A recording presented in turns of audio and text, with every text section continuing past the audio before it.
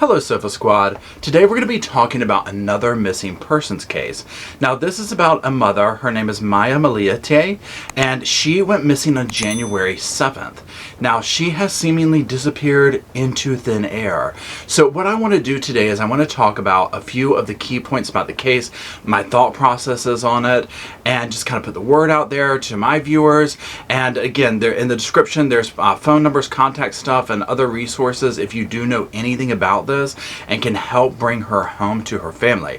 She sounds like an amazing human being, and isn't that always the case with these?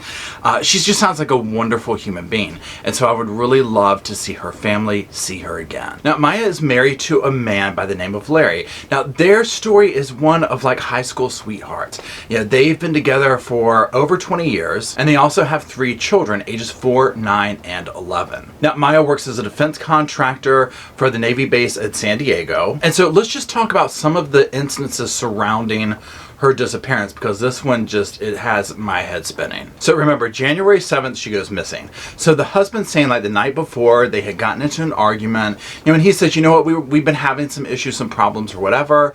And so we got into an argument and she left. Now he'll also say, you know what, this isn't really the first time that she's done this. Like, you know, we've gotten into a little whatever and she wants to blow off steam, you know, so that's that. So he says that he became worried when she missed their daughter's birthday, their daughter's 11th birthday that Sunday, which was several days like later after this. So Sofa sidebar on that real quick. So for me, right off the bat, and we're going to get into some more stuff here in a bit about it, but when he's like, oh, okay, you know what, that happened on this day, and then a few days later I became worried. And I'm like, hey, I don't know how different families roll, but we will hear from her siblings and stuff like that where this is very abnormal for her, you know, like to go unheard of and to miss her daughter's birthday. So that part, I'm just like, that's really weird. So you got worried like days later when it came to that. So I guess I just questioned, I'm like, well, is that normal for her to just leave and have no contact with her children or you for several days or any of her family? I mean, that just struck me as odd. Now it looks like her driver's license, credit card, and telephone were taken whenever, you know, she went. And the husband says, and family members, stuff like that, they're like, you know what? I try and text her, I try and get up with her, there's no response, it's like the phone's off, like no more trace of her. Now she also left her car at home, her Jeep at home, and so that was there. So, you know, the husband was like, you know what, I thought maybe a friend picked her up, maybe they went hiking or out for wine tastings, you know, they do that, and so, you know, he threw that out there as like an option. So then he continues with what's been going on, and he's like, you know what, you know, so first of all, so she misses the thing on Sunday, the daughter's birthday party. Yeah, that's major, and we'll get more into it in a little bit. Then Monday, she doesn't show up for work, and the husband says, you know what, I called her boss, she wasn't there, and she hadn't logged in, and he's like, which is another huge thing, because she basically looked at work as like a party, like she really loved her job and what she did. So to me it sounded like she was somebody who probably logged in constantly, like even when she wasn't at work, if that, almost like a remote type thing. So, and then especially to not show up at work, it was just like, what? Just as unheard of as her family says for her not to show up at her daughter's birthday, there was that. So I mean, this is not a good sign at all. Now early on in this, investigators served a search warrant on the home. They brought in forensic lights, they brought in canine dogs, they were seen taking some things from the home, and a lot of this is often standard practice, just to see, you know, what's going on. Is there anything that's going to tell us what happened to this woman in this home? So let's talk about some of the statements that her sister has made. And first of all, I'll say this. Her sister, her brother-in-law, her family, this is like a really tight-knit, close family. And I admire that. I think that is wonderful. I love it when I see families like this because they're so close and you can just get that sense of family and love between one another. And it makes it even that much more heartbreaking to see the sister, the brother-in-law, all these people crying, begging for her to come home. You can tell that she was a bright light and she warmed up a lot of people's lives. So again, as I said earlier, the sister's like, look, we're a very close family. Like, we talk all the time.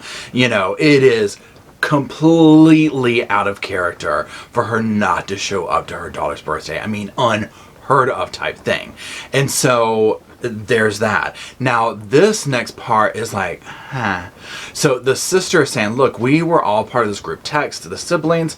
She has several siblings. They were planning a trip to Big Bear Mountain Resort, and this was for her daughter's birthday. So it's like they're in this group chat, they're doing all this about, for her own daughter. So her sister said during this group text, you know what, I knew something was weird because, first of all, we're planning this for her daughter. And so when I asked the question, like, okay, so, this is what we're doing.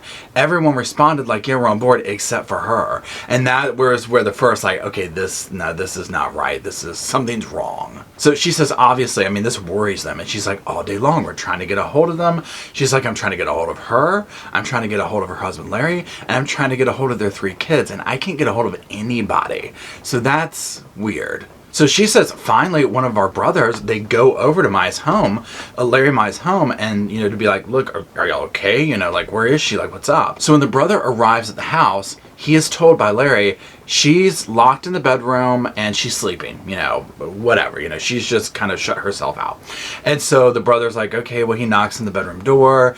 She doesn't come, she doesn't answer, so he's like, I just assumed she was sleeping. Because the last thing you're thinking, most people would, especially it sounds from a family like this, where they're so tight-knit, is that something maybe sinister or horrifying has taken place. So there's that. So no answer is resolved there. So remember, Sunday's creeping up. They're not getting any word from her about this trip on Sunday for her daughter's birthday. The brother goes there. She's allegedly sleeping in the bedroom with the door locked. So Saturday rolls around, day before, and they still can't get a hold of her.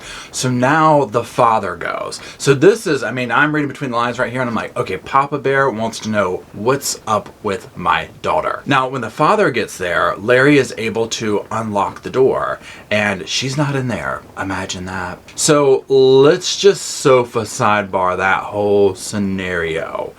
Okay, here's the thing, and again, every couple is different, every family is different, I get that. I can remember growing up and having friends who, they would have almost the same thing of, you know what, we've all driven my mother crazy, she's gone away for 2 weeks, taking her on a little vacation, whatever, but she was like in contact, you know what I'm saying? Like there was like this, we're still operating on that fashion. Now, I could understand if all of her family was like, no, this is normal, she just, ditches her family and da-da-da-da. But this does not sound like her at all. So it is bizarre that this takes place. To me, it is even more bizarre that she is not able to be gotten hold of, neither is the family, until people physically show up at the home. And then they are told she's locked in the bedroom, sleeping. And I'm like, okay, that's just, okay. To the point that then no one can get a hold of her, so the next day the father has to show up. And it's like, we're getting in the bedroom, and oh my goodness, well, she's not there. Come on. So she has seemingly disappeared into thin air. Whether she left the house and got picked up by a friend, we don't know. Something doesn't seem right about the story. I'm going to also say this. This reminds me, if you were following the Alexis Sharkey case, this reminds me so much of it. It's almost the same storyline. We got in an argument. She left the house. Someone must have picked her up. And then sadly, we know what happened with Alexis. So I hope that is not the case with this. Now, her family has rallied around. They have been doing searches. They've created a Facebook group. The link will be down below. They have hired their own private investigator. They've been out doing flyers. They want their family member, sister, loved one, mother home. So we're going to keep an eye on this situation. Now, again, there is contact numbers, all that kind of stuff down in the description if you have any information. This woman is desperately loved and desperately missed by her family. And if you're able to help bring her home, that would be an amazing gift to her and everyone who is now concerned about Maya. Now, you can also join in a prayer chain that the family has started. They do it every day at 5:01 p.m. 5:01 is representative of her birthday, May 1st. So be sure and just do what you can with that. And hopefully she'll be coming home soon to them, or we'll get some kind of answers for them so they can begin that process. Thank you to all the viewers out there, and thank you to everybody for trying to bring her home. My heart goes out to the family. I appreciate everybody watching. Don't forget to check out the stuff in the description, and I'll talk to y'all later.